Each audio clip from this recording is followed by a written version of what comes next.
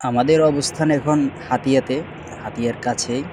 চট্টগ্রাম থেকে ছেড়ে আমরা ঢাকার দিকে যাচ্ছি। আমাদের ডান পাশে যে লাল জাহাজটা দেখতে পাচ্ছেন, এটা পার্টেক্স গ্রুপের একটা অয়েল ট্যাংকার। তার ডান পাশে আরো একটি জাহাজ, সেটা হচ্ছে বসুন্ধরা গ্রুপের গ্যাসের জাহাজ।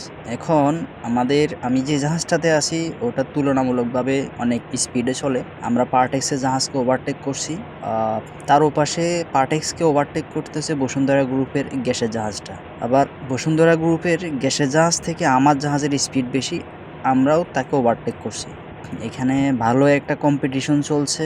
পুরো ভিডিওটা দেখলে আপনারা আশা করি ভালোই উপভোগ করবেন। চলার পথে এরকম অসংখ্য জাহাজের সাথে আমাদের এরকম ওভারটেকের ঘটনা ঘটে, কারণ এই রুটে যে লাইটার ভেসেলগুলো আছে ওগুলোর তুলনামূলক স্পিড মিডিয়াম রেঞ্জের মধ্যে রাখে। আশা করি ভিডিওটা দেখে আপনাদের ভালো লাগবে। যদি কোনো প্রশ্ন বা জিজ্ঞাসা থাকে কমেন্ট করবেন, উত্তর দেওয়ার চেষ্টা করব।